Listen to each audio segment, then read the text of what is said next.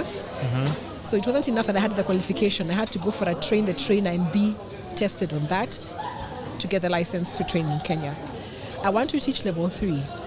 So I did register for level 4, but I'll be honest, I have deferred it for some time because... Wait, why is it that crazy? Because I saw... the expense is a lot, number one. Oh, yeah. Number two, there's only... Okay, I chose to do it in London, and I was trying to be clever to do the...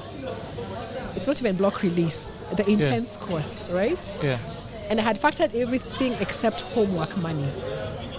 So let me tell you about homework money. Have you watched the movie Somm? No. Any wine lover must watch the Somm series, SOMM, which is short for sommelier, which is like a wine expert, right? Yeah.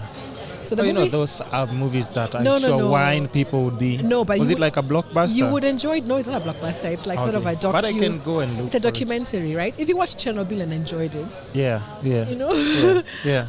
And you like wine, don't you? I do love wine. There's only one answer for that question. I love wine. I do love wine. So the idea is, okay, so Somm follows people who do an exam called the Master of Wine exam. And a big part of that exam is tasting. And they taste blindly and have to give information regarding that.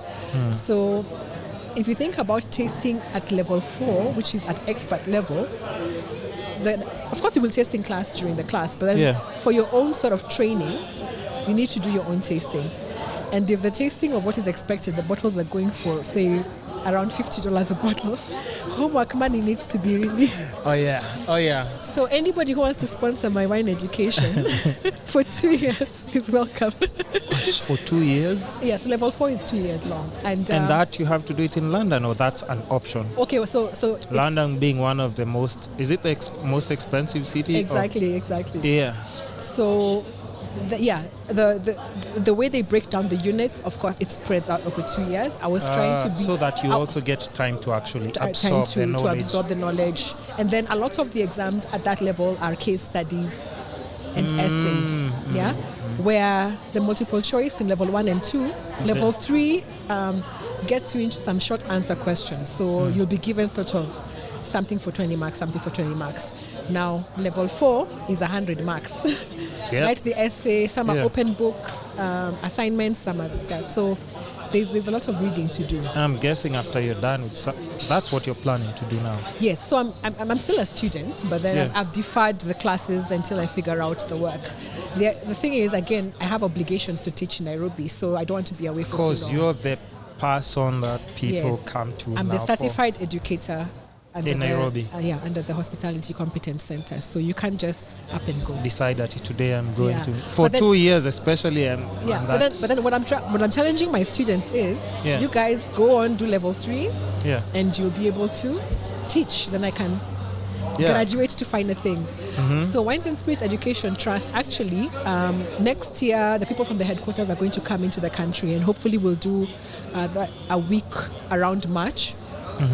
Promoting wine education in general, because... And if you ever need, people to help with content creation and recording the experience, we know who to go to, John. You're the man. Very reliable, right? Yeah, very reliable. Nani kama wewe, when you let say. Oh no. So they'll be in the country. Yes. So the thing is we're not saying everybody has to do WSET. The reality is the education begins from even you in the supermarket looking at a bottle of wine. Yeah. You want to know the information about... You ask the attendant, Nini, he advises you. There's lots of blogs and groups coming up. There's lots of wine bars in Nairobi now. Importers have also done an extremely, extremely great job over the years because they had to sell their wine. So for you to get a listing, you had to go and, of course, train the staff, say at Art Cafe, at Radisson Blue, at whatever place, so to be able really to get listed. But then that's brand training. So I'm teaching you about my wines, not necessarily doing general wine education, right? About the wines that you bring in the country, right? So I'm teaching you what you need to sell. Importer. Yeah. And of course, if you're serving somebody, you're supposed to... Yeah, so it's in my best interest for you to represent my brands properly. So those people who just come and open a bottle of wine when I've ordered and they don't explain No, anything? they're doing an injustice because there's such an opportunity to take you somewhere. And honestly, sometimes I'm so fickle. Yeah. I like the wine label and say something like companion, and I'm having dinner with a significant other. Yeah. I'm going to buy that wine called companion as opposed to Yeah. something with a name like, I don't know, Epicurean or something, you know? There's stuff like that. But you would generally want somebody who comes and actually tells you by this, or would you like to try our this and this try and this because it has and give you options. Yeah. And even if I decide I'm still buying the cheapest, you have educated me in somewhat. You've pushed me out of my comfort zone. So importers have been very, very great in that regard, and of course, a lot of them send their clients as well as their own people to our WSET courses. Now, what Wines of South Africa also did, over and above doing the big grand tasting event, was they are very, very keen on educating the trade and media on South African wines. So every time we have the grand tasting, we always have a day of training specifically South African wines. So we narrow in on that country and talk about the different regions of South Africa, and people get a chance to taste that as well. Yeah. And at this time, I think South African wines are still the most volume in Nairobi. So it's not like I'm punting my clients, which of course I am, but also, I mean, it's easier. And of course, most people will technically go to, say, Leleshwa for an opportunity to visit a vineyard, and then when they leave the country, then they would go to South Africa. Yeah, come closer to the mic. So over and above that, are we together? Yeah, now? we're good now. We're good, yeah. Over and above that, for 2 years, in 2016 and 2019, we also held a competition for sommeliers. Yeah, remember the one SOM, S-O-M-M? Yeah. So if you can't say sommelier, you can say SOM. You'll still Some sound is easier because at times I think people, especially newbies, are like, they're a bit hesitant on the pronunciation. There's some media interviews that have been done when people say Somalia. If that makes you remember, it's fine. But the word is sommelier. Sommelier. Yeah, so a wine expert. So, and there's opportunities for these competitions a lot. So the Wines of South Africa sommelier competition has been held twice. Both times have been won by men. I wonder why. But no, the funny thing Does is, this just mean that men the top are three better? No, the top three. There's always been 2 women and a guy, and then the guy wins. Okay. Yeah, maybe we should do a women one only. Yeah. Wow. Anyway. Wow. But then what we do is there's a theory session because theory is important. You need to know the knowledge. Yeah. So you're asked about different regions in South Africa. You're asked about personalities in wine in South Africa. You're asked about brands, right? So there's a theory exam. Then from that, the top 10 then get to do a tasting exam. So the blind tasting I was talking about, we have 3 glasses here, and we ask you to taste, and you're supposed to define the grape, talk about it. The year or the contents. Even the vintage. The year is the vintage, yes. So these are your 3 girls, describe them. Describe, yeah. And then from that, then the top 3 do a service competition. So we do a mock restaurant scenario, right? And then, of course, they've been given a brief with a menu and a wine list. So, and of course the glasses and sort of corkscrews, so they have all the materials.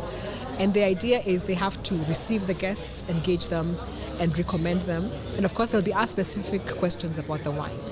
So because we've given you a wine list, by the guests? Yeah, a panel of judges who are the guests. Because the judges are now the restaurant, the guests at the hotel at this. Okay. So nerve-wracking. Yeah. Should I ask my question? No, I don't want to interrupt you. No. Please, okay. please so don't stop me. Ideally, no. I just go on and I have to sip my... Sip your tea at least. So now if you go typically in a restaurant, because now I'm asking like an outsider, right? Sure. Forget about the judges and everything. Yeah. Typically as just like a regular consumer who's going to a restaurant. Yeah. If you're being served wine, yes, what's the process or procedure that you should expect from the person who's actually serving your wine? Okay.